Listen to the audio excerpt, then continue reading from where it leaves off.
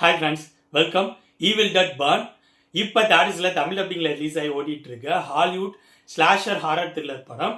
ஆக்சுவலாக 2023 evil dead rice release ஆனிச்சு. அந்த படத்தில் ஈவில் டெட் ஃப்ரான்ச்சைஸை ரீபூட் பண்ண ட்ரை பண்ணியிருந்தாங்க.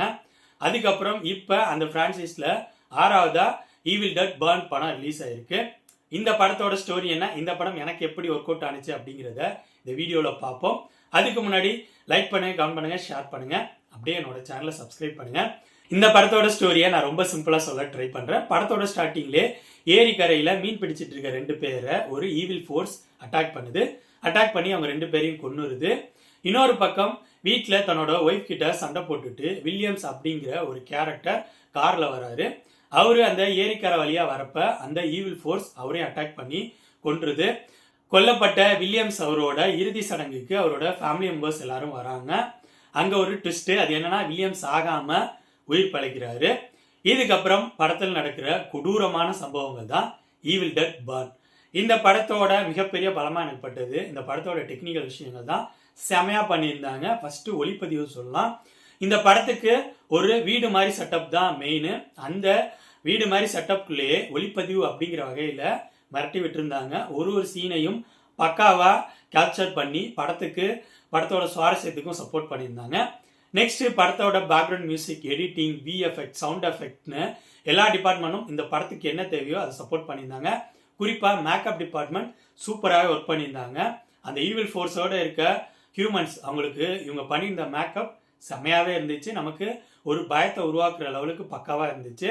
இந்த படத்தோட ஸ்டார்டிங்ல இருந்து 20 மினிட்ஸ்க்கு அப்புறம் ஒரு டைனிங் டேபிள் சீன் வரும்.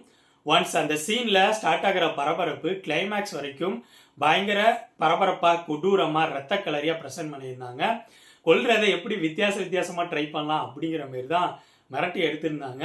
ஒரு சீனும் நமக்குள்ள ஒரு பரபரப்பை கொடுக்குற மாரி இருந்துச்சு. இப்படி தப்பிப்பாங்களோ அப்படிங்கிற மாரி நமக்கு ஒரு பரபரப்பை கொண்டு போற மாரி இந்த படத்தோட ஸ்கிரீன் பிளே பிரசன்ட் பண்ணியிருந்தாங்க. இந்த படத்தில் நடிச்சவங்களோட பெர்ஃபார்மன்ஸ் நீட்டா இருந்துச்சு. எல்லாரும் நல்லாவே பெர்ஃபார்ம் பண்ணியிருந்தாங்க. இந்த படத்தோட பிரச்சனை அப்படின்னு சொன்னா, படத்தோட ஸ்டார்டிங்ல அந்த ஏரிக்கரை பேஸ் பண்ணி வர அட்டாக் சீன்ஸ், அதுக்கப்புறம் படத்தோட 15 to 20 மினிட்ஸ் படம் கண்டிப்பா ஸ்லோவா போற மாதிரி தான் ஃபீல் கொடுக்குது. இதுதான் எனக்கு படத்தோட ஒரு நெகட்டிவ் மாரி தெரிஞ்சிச்சு. ஓவராலா சொல்லணும்னா என்னை பொறுத்த வரைக்கும் நான் ஆல்ரெடி சொன்ன மாதிரி இந்த படத்தோட டெக்னிக்கல் விஷயங்கள் சூப்பராகவே இருந்துச்சு. இந்த படத்தோட ஸ்கிரீன் பிளே இவங்க முடிஞ்ச லெவல் பரபரப்பா பிரசன்ட் பண்ணியிருந்தாங்க. பட் இந்த படம் எல்லா தரப்பு ஆடியன்ஸுக்கும் பிடிக்கக்கூடிய படம் கிடையாது. இது ஸ்பூக்கி ஹாரர் த்ரில்லர் படம் கிடையாது. இது வரைக்கும் ஈவில் டெட் பிரான்சைஸை ஃபாலோ பண்ணிட்டு இருக்க ஆடியன்ஸுக்கு எல்லாருக்கும் தெரியும் ஈவில் டெட்னாவே ஸ்லாஷர் ஹாரர் த்ரில்லர் படம் தான். ஸோ அதுல மாற்றம் இல்லாம ஒரு ஸ்லாஷர் ஹாரர் த்ரில்லர் படமா தான் இந்த படம் ரிலீஸ் ஆயிருக்கு. ஸோ நீங்க ஸ்லாஷர் ஹாரர் த்ரில்லர் படங்கள் விரும்பி பார்ப்பேன் அப்படிங்கிற மாதிரி ஆடியன்ஸா இருந்தா நீங்க இந்த படத்தை ட்ரை பண்ணலாம். இந்த படம் இப்போ தேட்டர்ஸ்ல ரிலீஸ் ஆகி ஓடிட்டு இருக்கு. இந்த படம் ஸ்ட்ரிக்ட்லி அடல்ட்ஸ் ஒன்லி. கொடூரமான சீன்ஸ் எல்லாம் இந்த படத்துல இருக்கு. ஸோ இதை மைண்ட்ல வச்சுக்கிட்டு என்னோட ரிவ்யூ பேஸ் பண்ணி முடிவு பண்ணிக்கோங்க இந்த படத்தை பார்க்கலாமா வேணாமான்னு. ஈவில் டெட் பர்ன் படத்தை பத்தி என்னோட விமர்சனம் இது. அடுத்த வீடியோல இன்னொரு படத்தோட ரிவ்யூவோடு சந்திப்போம். பாய்.